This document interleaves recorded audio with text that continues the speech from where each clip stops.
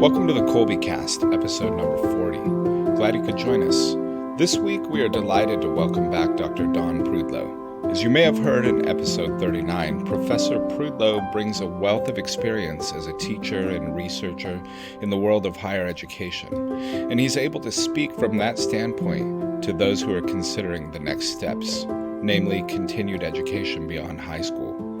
I'm sure you'll benefit from what he has to say in this episode. And as always, feel free to drop us a line at podcast@kolbe.org. Enjoy the show. Hi there, I'm Bonnie, Kolbe homeschooling mom, liturgical musician, podcast fanatic, heavy library user, and Kolbe parent ambassador. I have 2 lads and 2 lasses. The youngest is in 5th grade, the eldest is in 10th, and this is our 4th year homeschooling with Kolbe. And I'm Hope, Bonnie's younger sister and a Kolbe alumna in a phase of life after being a student, but before becoming a parent. I studied communication theory and philosophy in college, then I went to law school. Now I'm an attorney, an avid home cook, and the fun aunt to Bonnie's kids. And I'm Jordan. After slipping through 1,000 cracks, I completed a PhD in History and Literature of Ancient Christianity at Göttingen University in Germany. Now I teach Greek and Latin at Kolbe and serve as the Director of Public and Alumni Relations. This week we bring you the second in our series with Dr. Prudlo. Last week we heard a fantastic conversation on education, formation, and everything that is involved in that. So if you haven't already listened to that episode, definitely go back and check it out. This week we are taking it on the road to talk about when your students are getting close to looking at colleges, what to do, how to do it, looking at colleges, college road trips, interviews, meeting professors, all that good stuff. So welcome back, Dr. Prudlo. Thank you very much. I'm happy to be here. Thank you. So we got to talk to your daughter, Monica, earlier in the season, and she spoke very highly of a college road trip that the two of you took when she was trying to decide where to head after graduating from Kolbe. Could you tell us about that road trip? Yes, and it was with also my son who's at Kolbe too, so I thought I could get a twofer in. He was about 14 at the time, so maybe he wasn't as interested in looking at colleges, but he got a taste of it. So I thought that was a good opportunity. I was off on a sabbatical that year, and so in September or October, we decided we were going to visit a number of, particularly the Newman schools that we were familiar with. I had gone to Christendom, and my wife had gone to Christendom, and so she'd already been there many times, and so we were going to go through the center of the country, and so we visited University of Dallas, Baylor. We went to Benedictine, University of Mary in Bismarck. We went to Notre Dame and to Hillsdale. So we made a big circle tour from our home then in Alabama. And it took about 3 weeks, and we just had the best time. We did a number of different things, and besides visiting these schools, and I must say I had an ulterior motive in this. There were 4 states in the lower 48 states I had not been to, the Dakotas, Nebraska, and Kansas, and so I saw an opportunity to hit those 4 and to see things that I'd never seen before, and also. We are very big Green Bay Packers fans, so I surprised the kids at the end of the trip with a Green Bay Packers game in Detroit. So that was part of the fun, and we knew we could do this because of we hoped we could do this because we'd traveled internationally before and done Kolbe internationally. Both my daughter and my son were in Kolbe at the time. Monica was in a number of clubs, such as the Newsletter Club, and we said, I've got all this data saved up from T-Mobile for the what do they call that? The where you can use your phone as a hotspot. And so we said we're just going to do the classes in the car. I'll turn the hotspot on, and people can attend classes from the car or from the hotel or from wherever we are at that point. And so we can do it entirely on the road. And so that's what we did for 3 weeks. We drove around 5,000 miles And almost everywhere we were able to have, in all that time, I think my son only missed one class because we were in literally the most rural part of South Dakota you could imagine. And I don't think 1G has gotten there yet, much less 5G. So, but other than that, that was the only class he missed over the 3 weeks. That sounds so fun, and what great memories. Yeah, it was fun. We couldn't afford a game in Lambeau Field, so we had to go. There's always tickets in Detroit, though, so we were able to go to Detroit. And we got to visit a number of things, historical things from our family, the church in upstate Minnesota, where my great grandparents helped build. We visited the grave sites of many of their families, some of the restaurants that we remembered from Milwaukee and Detroit.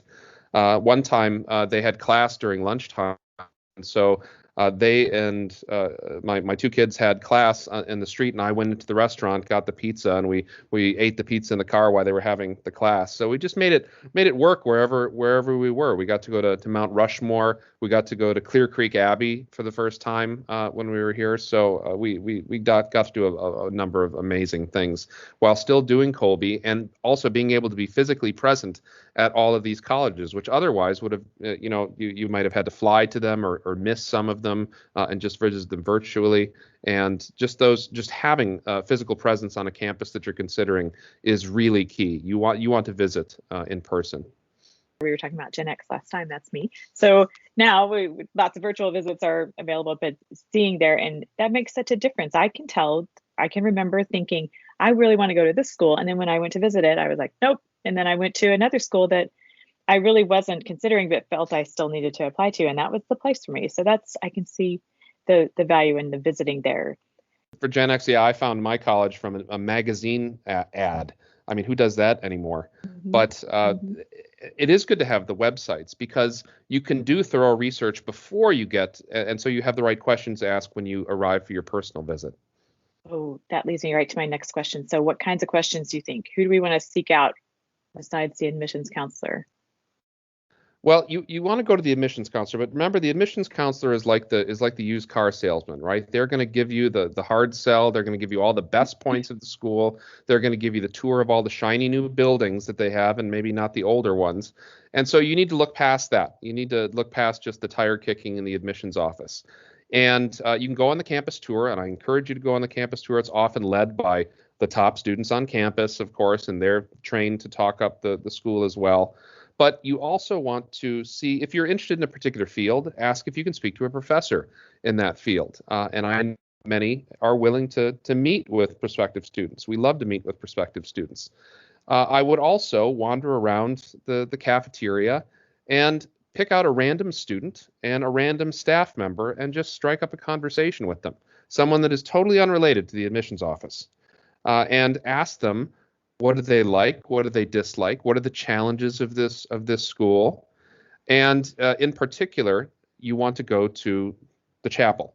You want to go, if it's a Catholic university, you want to go to the chapel. If it's a non-Catholic university, you want to see what the local Catholic community is like. If they have a Newman Center, meet with some of the students, some of the faith formators there, meet with the chaplain, hopefully. And if you do all of those things, you've got sort of academic, social, and religious all together, and you can have that sort of glow from the admissions meeting, but then you get to, look under the hood a little bit and see how the institution actually works. Oh, I love these ideas and this analogy to the car shopping. That's fantastic. That's a great suggestion, to find people who are just living their day, whatever day they're living. They aren't in on the sell necessarily, and to approach them. Do you have any suggestions for striking up a conversation like that? Well, I'm pretty introverted, so I may not have the greatest tips for doing something like that. But if someone is sitting there and they're in the cafeteria and they've got a book open, they're by themselves, just overcome an initial worry about that, or ask at the Newman Center, right? It might be easier if you know someone is a Catholic, if you know someone is serious about their faith, and you strike up a conversation with them, and maybe ask someone there for their personal tour of campus, if anyone has time to sit down and show you around, and they might be able to start a conversation, a three-way conversation with somebody that they know from outside the admissions circle. I remember when I was applying to college. I was the first Kolbe student who they had in a while. But then the following year, there was another Kolbe student who applied, and they ended up, I was not a campus ambassador or anything like that, but they ended up putting us together because of the Kolbe background. And so I was at a school that had very few homeschoolers. Since we know the Newman schools tend to have a larger homeschool population, it seems like that could be helpful in making those connections too. Definitely. I know, when you look at the graduation video every year and you see a lot of Kolbe students, many of them going to the same places. And so there's a stream, particularly these Newman schools. And so I think hopefully Kolbe has some sort of way to keep people, talking, because I knew my daughter knew a Kolbe person that is at University of Dallas as well. And so that's an initial way to help somebody get acclimated to a campus. They can even communicate with them through, email or something like that before their campus visit. And even if they're not available to meet, they give them some insight as to the campus. There's also a guide. It's called the ISI Guide, Intercollegiate Studies Institute, that is that it's broader than the Newman Guide. The Newman Guide is for small Catholic liberal arts colleges. If you're interested in sort of the campus culture at larger universities, this ISI Guide is something good to look at because if you're looking at someplace like Baylor or someplace like Tulsa, they're not going to be in the Newman Guide, but you may be interested in a professional school there, and so you can look at this ISI Guide, which has several hundred schools rated on a scale of whether people read the classics, whether they do great books, whether they have friendly professors to religious students, things like that. That sounds great. That really sounds great. I'm introverted like you, and I remember when I was looking at colleges, I was excited but definitely nervous about going from kind of knowing my atmosphere into a school that was a lot bigger. And I ended up going to a school of about 3,000 to 5,000 people. I told Bonnie I was going to tell this story. I went to visit the large public university that she went to, and I had the worst timing. I arrived right at class change when the sidewalks were completely flooded. And there were people riding their bikes to get across the campus that's like half of the town where it occupies. And I said, nope, can't go from homeschooling to this. Awesome for people who can. I can't. So I guess as a dad and as a professor, and whether those overlap or whether you speak differently wearing each hat, kind of what would you say to homeschoolers like me who were thinking, I'm excited to go to college, but wow, this is going to be a huge change in my environment? The first thing they need to know is that if you graduate from Kolbe, you're going to be better prepared than 99% of the students that are entering. So in terms of academic study skills, in terms of content, in terms of the ability to write and speak and think, you are already well prepared. You talk about Kolbe. Kolbe is a college prep school, and that they mean it. And so I would tell myself that first. It's that, I've got sort of a leg up academically. Is this going to be a place that has people that are like-minded? All right. Is it going to be, if it's a Catholic place, do they have room for the particular spirituality that I like? If you like adoration, do they have adoration? If you like music, do they have a choir that you can join? If you like activities, right? I mean, do they have the kind of activities, plays, musical performances, things that would attract you? And if the more that you research, the more comfortable you're going to get with doing things like that. Particularly if you send you can send an email. You should send an email to the admissions department. But if you're interested in history, or if you're interested in languages or something, go to the department website and find a professor who looks interesting and send them an email and ask them about that. Ask them what they think of the school. The more you make personal contact, you can go to campus and you can have people there that you know already. And that gives you a foothold into the community that enables you to expand out from there. And so the more research you do and the more personal contacts you make, the more comfortable you're going to be. But I would say on the front end, just know academically you're going to be prepared. And that's a big step right there.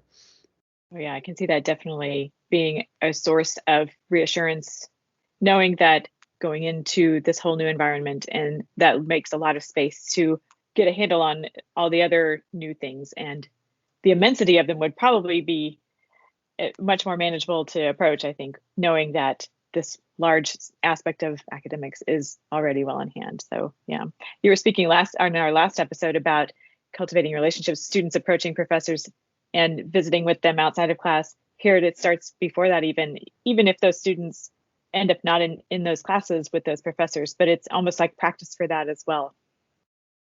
I love having students, prospective students will come and they'll sit in my classes. And I try to engage them a little bit. That can be a little intimidating, but if I show that this is a place where you are going to have a voice, and your voice is going to be appreciated according to the content and the contribution that you bring to class. I mean, that's really exciting for academically inclined students. That this is a place, and this is the thing. It's not so much a case with Kolbe or with homeschools, but for some of these smart kids coming from public schools, they've never really been challenged before. They've just sort of been able to skate through. They haven't had the kind of, and when they start to get intellectually stimulated, I mean, it's a privileging experience for them. I mean, it's really great.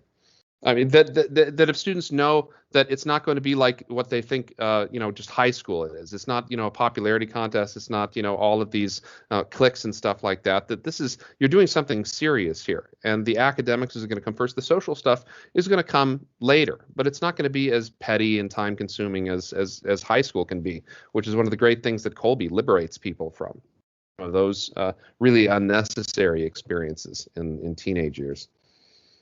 Definitely. We've had a couple of alumni on episodes recently who have talked about how with Kolbe, they can be in different friend groups with their swimming friend group or their music friend group or whatever, and they can move in between them rather than being, I am a football player and that is my identity. And so I love the idea of looking at the different resources on campus that you mentioned about, if you like to go to plays, look at the plays or different things. How do you go about finding, you mentioned a little bit on the previous episode, how do you go about finding out some of those fun campus traditions? Well, one of the things to do is, and this is a really easy thing to do, even if you are an introvert, keep an eye out on the bulletin boards of places you go to, because college students really love, putting flyers up.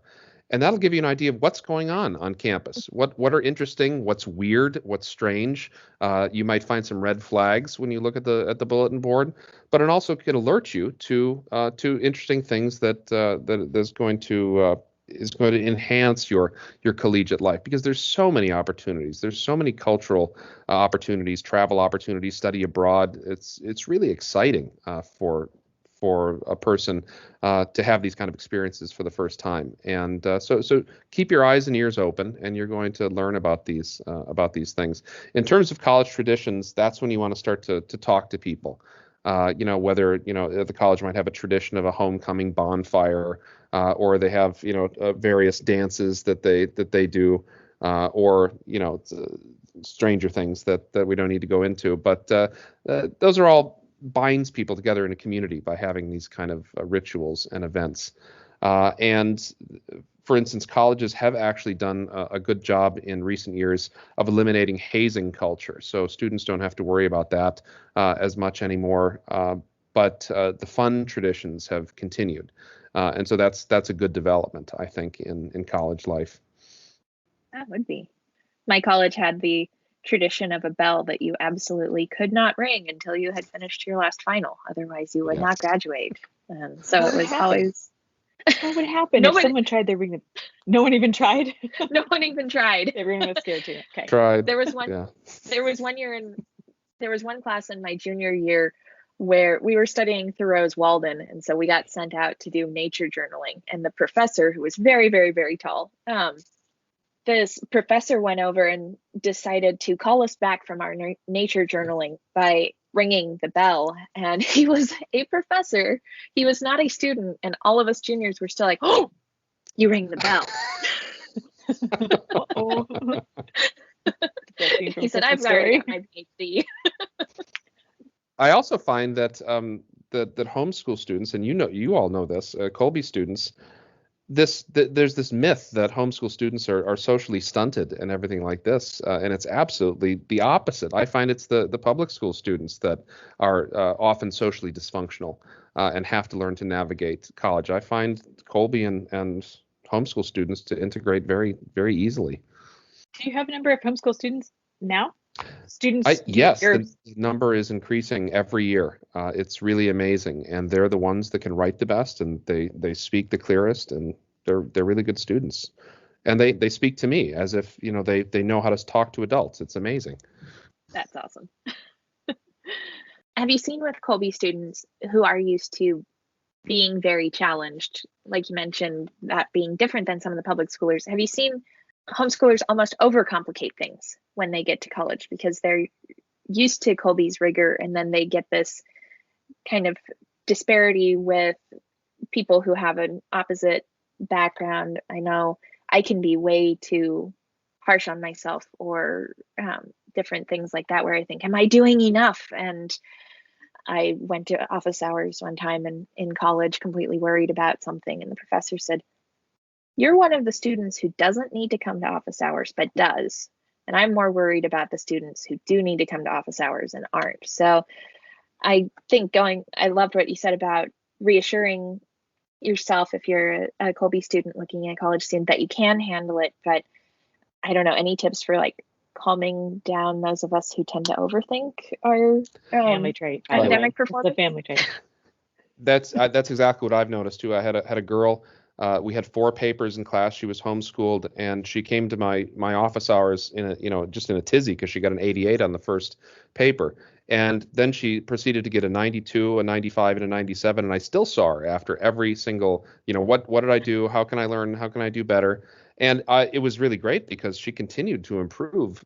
But you also have to take it easy on yourself a little bit. That this is a really special time in your life. You have these 4 years where you're largely free from external obligation, from obligations, most people, from having to have a full-time job, having to have a family, be married, and all these things.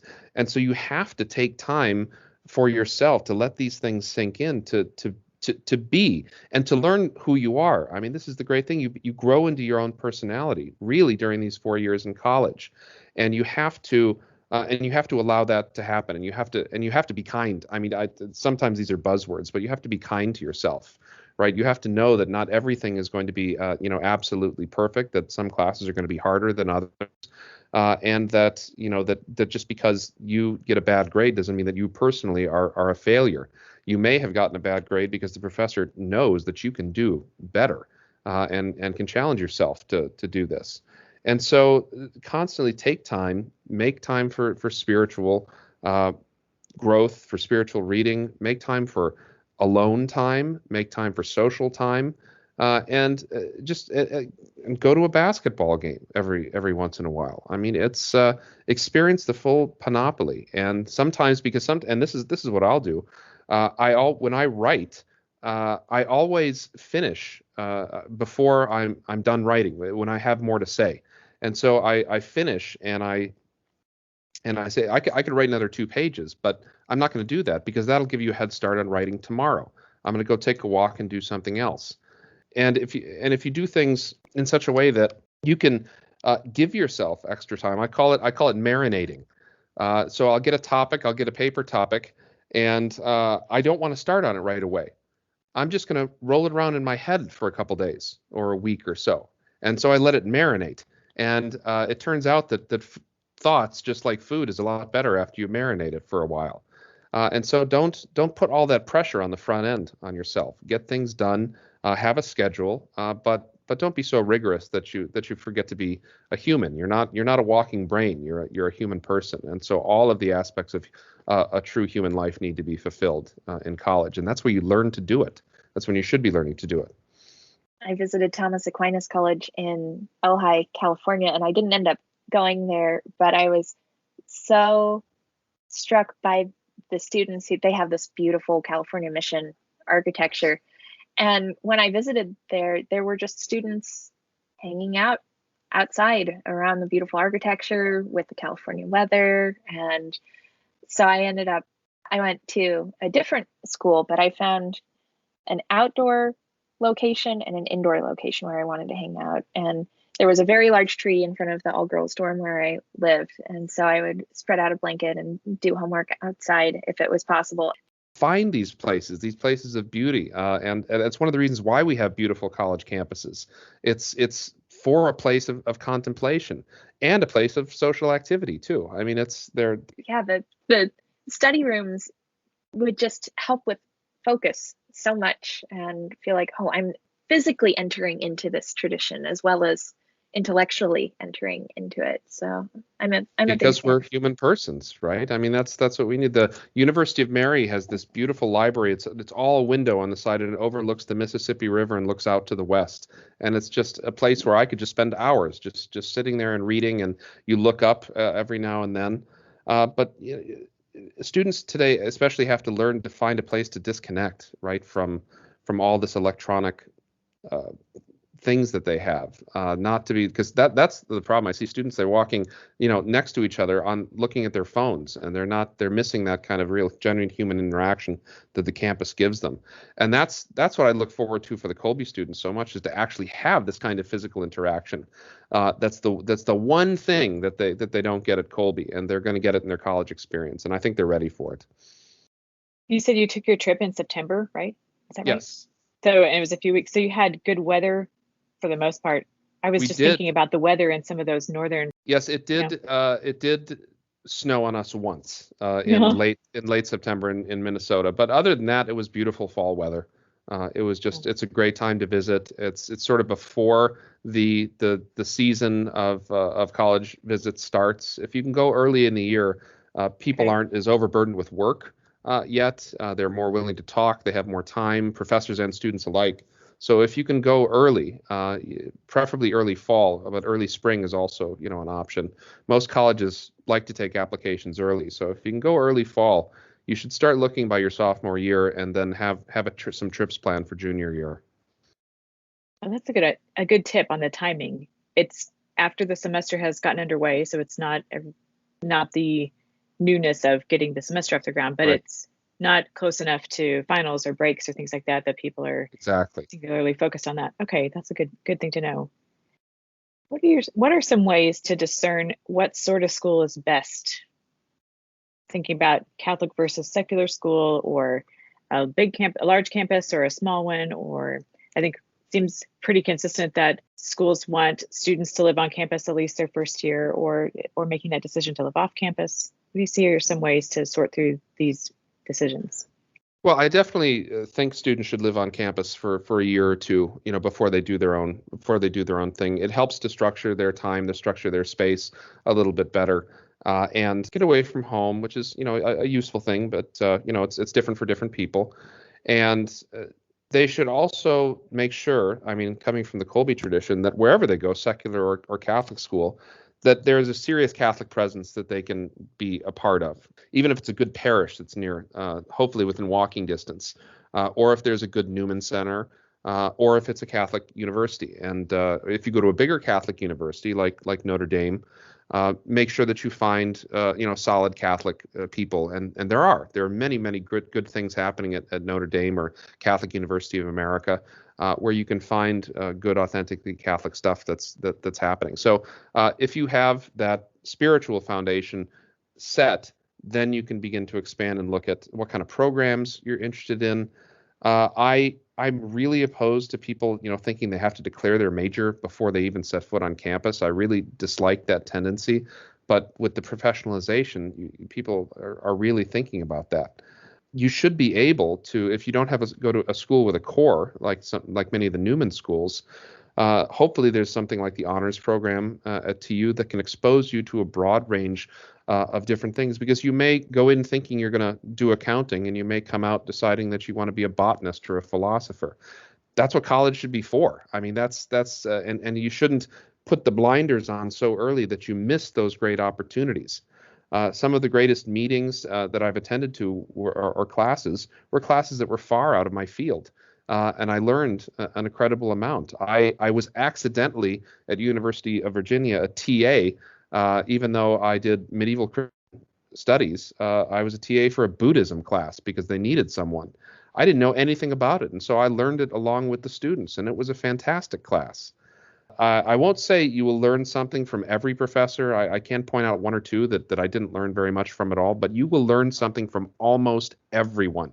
And you can learn something from almost everyone. And so not only take advantage of the cultural activities on campus, but go outside your field, take a class in romantic poetry, or take a class in Jane Austen, or something like that. Even if you want to be an engineer, it helps to make you a more rounded person and gives you a better exposure and a greater humanity when you do these sorts of things.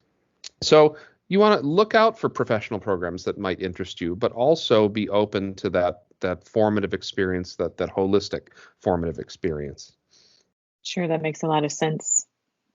The joke goes sometimes when people enter with a lot of whether it's AP credit or clumping out of classes or anything like that, the joke goes about being a sophomore by credit hours, and all the students give those people a hard time.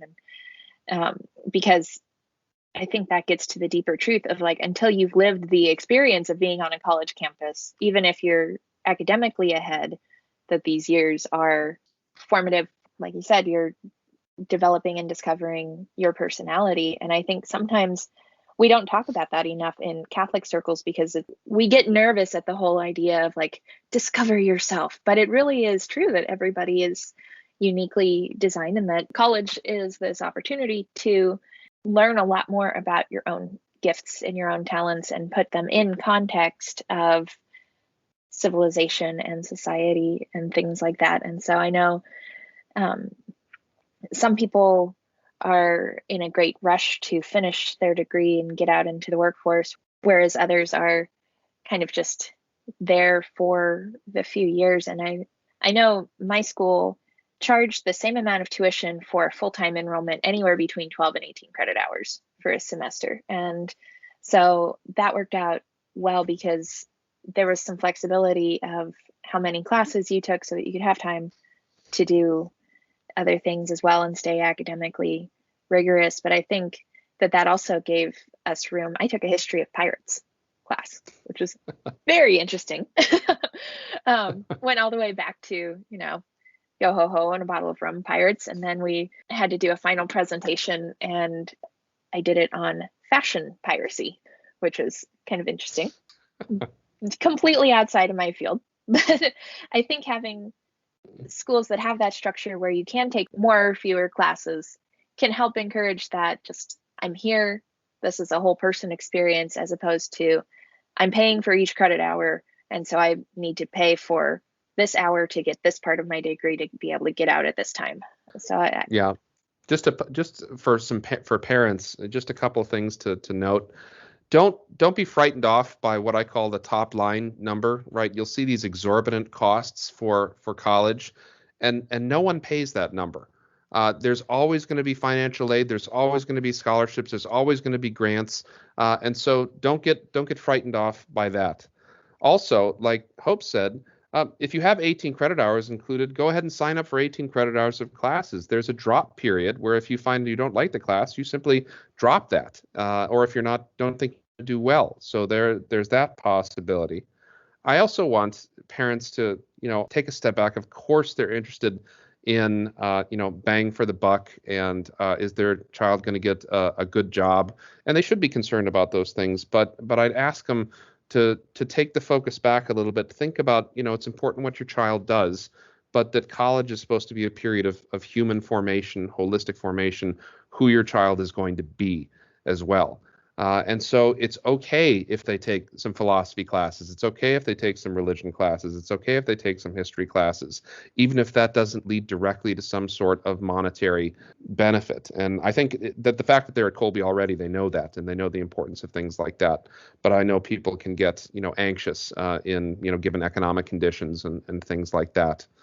And so look at colleges that take those things seriously, that take the formation of the whole person seriously, that take the great text seriously, that have programs that are spiritually serious places, because all of these are very very critical to these years.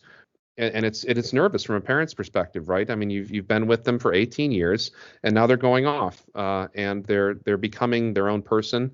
They're making decisions, new decisions. They're having new challenges that we can't always help them directly with. And this is an absolutely critical point for their maturation, and something that I think the Gen Zs are excelling at. They're approaching it in a good way. So I think that's a great thing. I'm glad you spoke up to the parents on these things to keep in mind. I was going to ask you your thoughts on how we as parents can support our students through their discernment of this process. And you spoke right to that. So you anticipated that. Thank you. I also wondered if you guys on your trip, when you hit the open road, if you would have confabs, or Hope likes to use the word debriefing, after your visits, when you would visit a school, as you were driving to the next one or at the end of the day or whatever, would you go through a number of what you like about this or what stood out to you or anything like that? Yeah, we like to have it, sort of informally. So you wait till you get to dinner and you have a hamburger and you can start talking about various things. What we like to start out with was there anything funny that happened, or did you have any funny conversations, or they say something funny? And I know that one of the things that struck me, Hillsdale College has a library with 3 levels, and they called them the Paradiso, the Purgatorio, and the Inferno was the bottom level of the library. And so we thought that was great. But all of the colleges we visited had funny stories like that. And then we got into more serious things about topics and what we liked or disliked about them. So we did do that sort of debriefing thing, but we like to have it because it might come up, the next day, driving on the highway, at 2:00 in the afternoon. So if it came up then, sometimes it takes time to digest these things. You can't. It's like you have to let them marinate again. You can't always. You have to assess your impressions a little bit before you can vocalize them in a useful way. I tend to think of things way after. They kind of rise to the surface out of the abyss. Yep. Here they are. This occurs to me however much later. So I would think that would be an advantage to the road trip, that there would be time for that. When I was in Kolbe High School, we had several Joseph Pierce talks to listen to, and we found that the best time to listen to them was when we were driving, because there was enough visual interest to keep us engaged, but there was enough room to really process that. So I could see the windshield time of going from school to school being the best time for that marinating, and we call it staircase wit. I get it too, where it shows up. I think it's originally a French term, l'esprit d'escalier, of the things that show up way after you need them. But then on the funny stories, I was just going to ask, does Benedictine still make the freshmen wear beanies and have the older students try to steal beanies?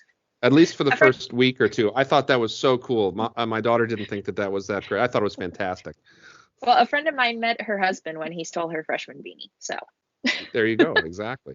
But you call those, what do you call those from the Julius Caesar book, the asparagus moments or something, I think? What yes. Is that? Yeah, the asparagus. So there's and we interspersed the visits. So we went from University of Dallas to Clear Creek Abbey to Benedictine to Mount Rushmore, Waldug, and then to University of Mary. And so you'd intersperse them with these different things that led to different conversations about American history, about monasticism, about all these different things. It was really neat. And that speaks right to what Therese, your wife, who teaches for Kolbe, was talking to us on the episode where she was visiting about living history and experiencing history. How you worked it in is an ideal example of that. Well, so we would live in, Germany while the kids were taking European history at Kolbe, and so we'd be going to some of these places that they were talking about in their classes, and so it's fantastic to pair that up. Yeah, wow. Well, what a wonderful treasure of memories! Just the whole experience, I would think. Down the road, that will, and pardon the pun, I walked right into that one too, and so many good lessons learned. Yeah, hopefully. We'll see how many stick. That's always the key. This has been so helpful, Dr. Prudlo, and what a fun conversation. It's really been a joy. It has been really fun. Thank you so much for inviting me. It's great questions, great conversation. We so appreciate it. And thanks to both of you for doing this. We really appreciate what you do for Kolbe. Thanks. It's our honor.